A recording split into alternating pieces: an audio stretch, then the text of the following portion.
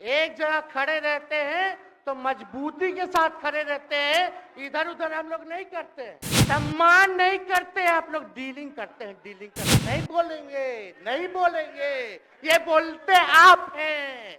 और आप कहाँ चले गए मुख्यमंत्री जी? अब हमको पूरा मांझी जी पे भरोसा है कि अभी अच्छा दवाई कराएंगे। नीतीश के साथ ये सरकार चला लेते, पूरा टर्म कंप्लीट करते, देश में समाप्त हो जाते हैं। नरेंद्र मोदी को रोकना था ना, आप जो नहीं कर पाए वो तेजस्वी यादव करेगा। तेजस्वी सत्ता में आए, एकाएक तेजस्वी यादव का सबसे बुरा चेहरा सत्ता में देखने को मुझे मिला। तेजस्वी यादव जनता के बीच जाएंगे तो वो ज्यादा ताकतवर रहेंगे, पानी में मगरमच्छ की तरह ताकत उनकी बढ़ जाएगी। पनोरमा ग्रुप, जो सोचता है वो करता है। नमस्कार, भारत लाइव देख रहे हैं आप और ये गेम बड़ा है। बिहार विधानसभा के अंदर की तस्वीरें हमने आपको लगातार दिखाई हैं। इन तस्वीरों में जो बातें निकल के सामने आई, फ्लोर टेस्ट का दिन था और फ्लोर टेस्ट में एनडीए गठबंधन को बहुमत मिल गया है। 122 के जगह पर एनडीए गठबंधन में 130 बहुमत मिले हैं और एनडीए गठबंधन अब मजबूत हो गया।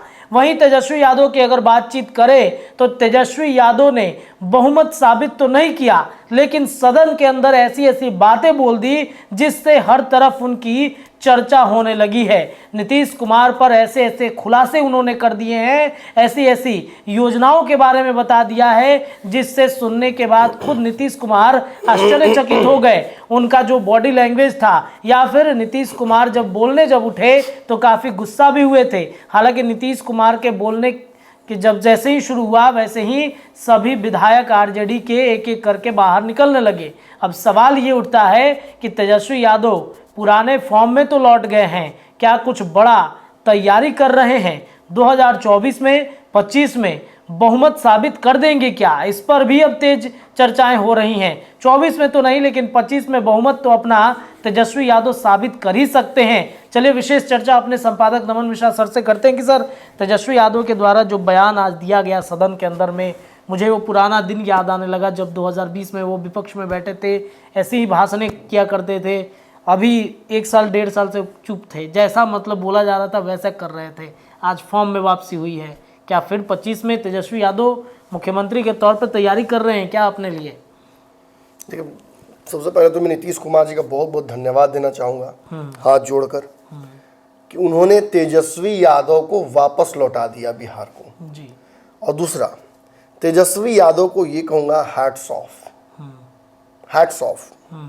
जबरदस्त भाषण जी, बहुत संक्षिप्त में बहुत शानदार विश्लेषण। जो कुछ हुआ है उस पर जो उन्होंने कहा है वो उनके कार्यकर्ताओं को, उनके वोटर को जबरदस्त इम्प्रेस करने जा रहा है। यहां से तेजस्वी यादव की राजनीति फिर से एक बहुत बड़ा छलांग लेने जा रही है। 2020 के चुनाव में मैंने कहा था तेजस्वी यादव को शायद सत्ता नहीं मिले, शायद क्या मैंने कहा था कि नहीं मिलेगा। कांग्रेस के विधायकों की संख्या जो थी उस आधार पर नहीं सरकार बन पा रही थी, हालांकि बिहार में उस समय भी चल रहा था। मैं तो प्रूव भी करता रहता, सीता की तरह जमीन फाड़ो फिर मुझे डालो, फिर निकलूंगा, फिर कहूंगा तो फिर नहीं, फिर जाइए अंदर एक बार। 2020 में मैंने कहा था कि तेजस्वी सरकार नहीं बन रही है। सारे राजा समर्थकों ने कहा अरे तुम गोदी मीडिया, तुम बिके वो फलना ढिमका, चलो कहानी खत्म, बंद कर दुकान में। अगले दिन वही हुआ जो मैंने कहा था जी। फिर उसके बाद मैं तेजस्वी यादव ने कहा कि भाई हमारा कोई आवाज़ नहीं उठाता है, कोई नहीं उठाता। हमने बहुत हद तक तेजस्वी यादव को बहुत सपोर्ट किया जब वो विपक्ष में थे, तो बहुत आवाज़ें उठाई, उनके बातों को दवाई सिंचाई और रोजगार को पहुंचाया लोगों तक। तेजस्वी सत्ता में आए, एकाएक तेजस्वी यादव का सबसे बुरा चेहरा सत्ता में देखने को मुझे मिला। ये इसलिए नहीं कि तेजस्वी यादव सत्ता में आए, बल्कि इसलिए कि तेजस्वी यादव नीतीश के अंतर्गत सत्ता में आए, अधीन सत्ता में आए, नीचे उनके थे, फैसले नहीं ले पा रहे थे। जो बात मैं पिछले 1.5 साल से कह रहा हूं वो बात आज तेजस्वी यादव ने खुद कही। मुझे तो कहीं लगा कि मैं ही हूं। वो शैली जो थी उनकी, जिस तरीके से मैं बोलता हूं, लगभग लगा कि जैसे पंचनामा देख लिया 10-20 को एक साथ में, एकदम हैंगओवर हो गया पंचनामा का। वॉइस मॉड्यूलेशन, जो बातें मैं जिस तरीके से कह के निकल जाता हूं एकदम सब वही था।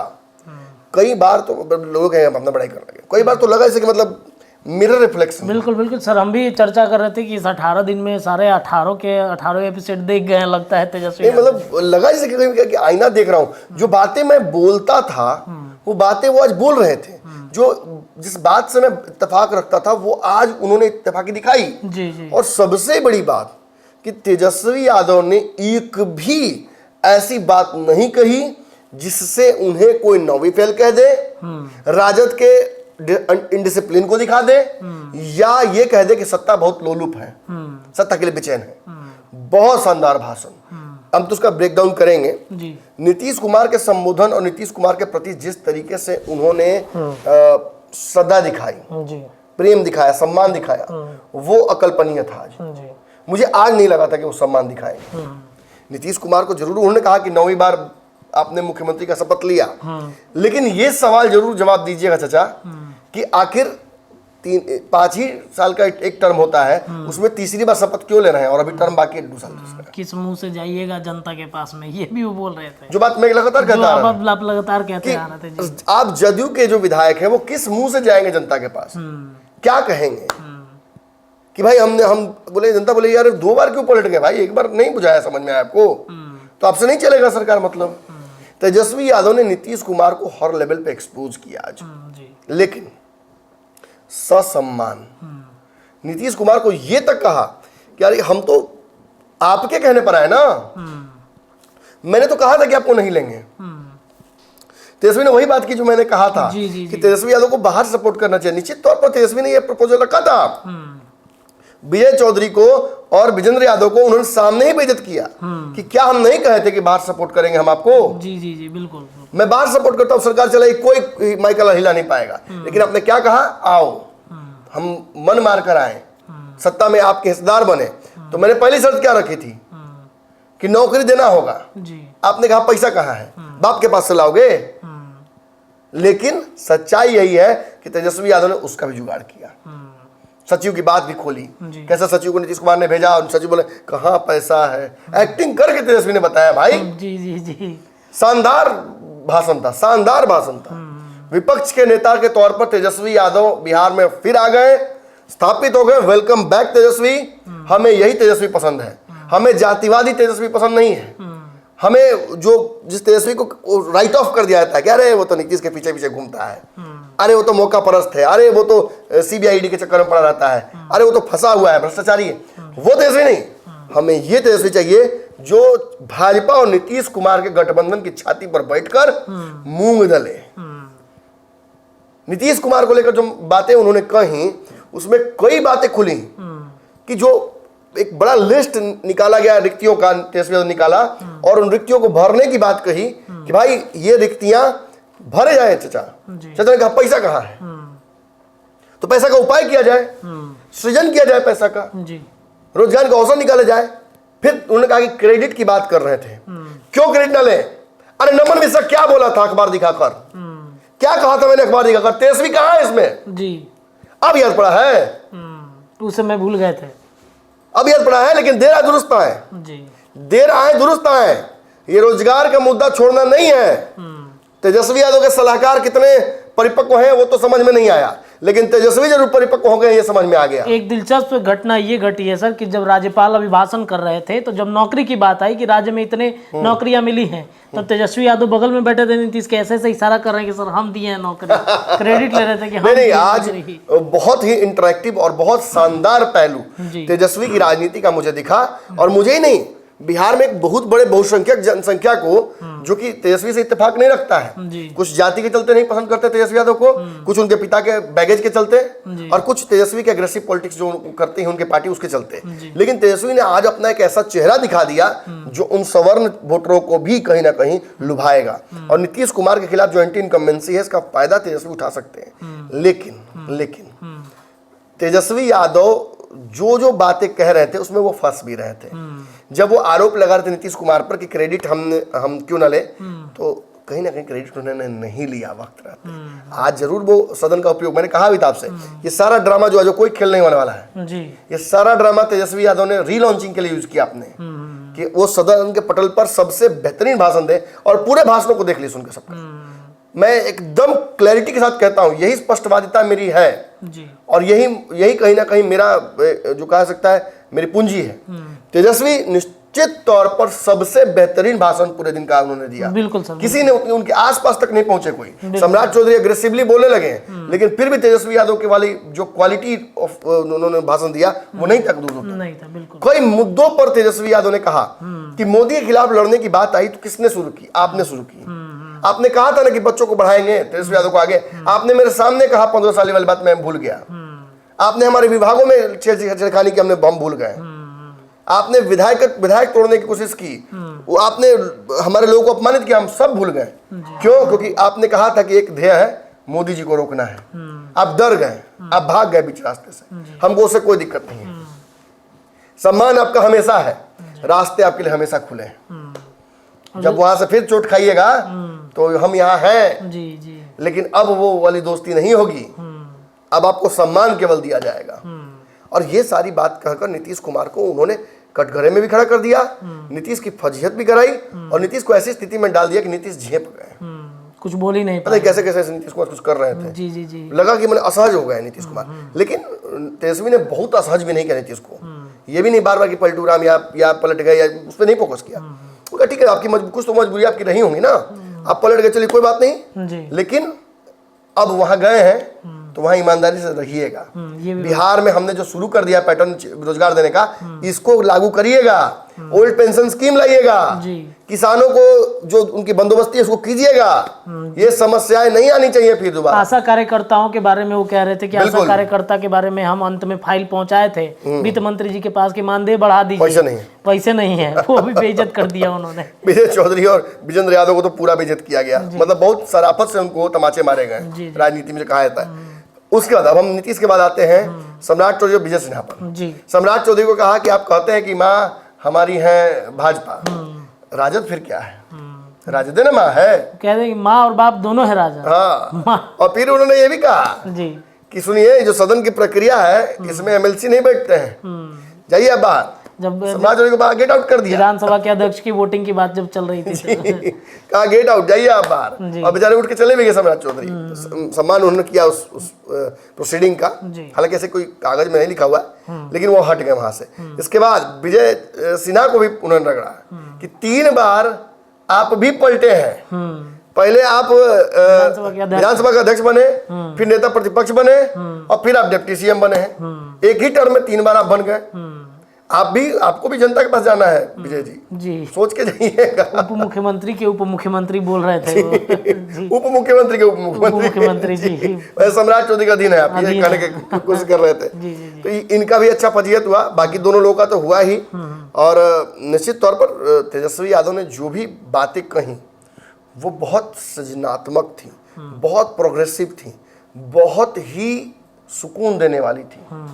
तेजस्वी विपक्ष में इसलिए पसंद नहीं है नमन मिश्रा को कि तेजस्वी विपक्ष में रहे, सत्ता में ना आए कभी नहीं, बल्कि विपक्ष में रहकर वो ताकत हासिल करें, वो ज्ञान हासिल करें, मतलब अकेले दम पे चुनाव लड़े। बिल्कुल, सरकार चलाना सीखे, सरकार बनाना सीखे और कैसे रोजगार सृजन करना है, बिहार की समस्याओं को समझें। अब तो उनको मौका भी मिल गया 1 साल के आसपास सरकार में रहने का, एक्सपीरियंस हो गया, एक्सपीरियंस भी कुछ हो गया उनको अच्छा खासा। तब तो बच्चे थे, अब तो समझदार हो गए हैं और आज उनके बातों से समझदारी झलकी भी। बिल्कुल। लेकिन एक बात उन्होंने और कही, अब हम जनता के बीच जा रहे हैं, जनता के बीच जा रहे हैं जी। अब आप जहां हैं वहां रहिए ईमानदारी से, हमें कोई दिक्कत नहीं है।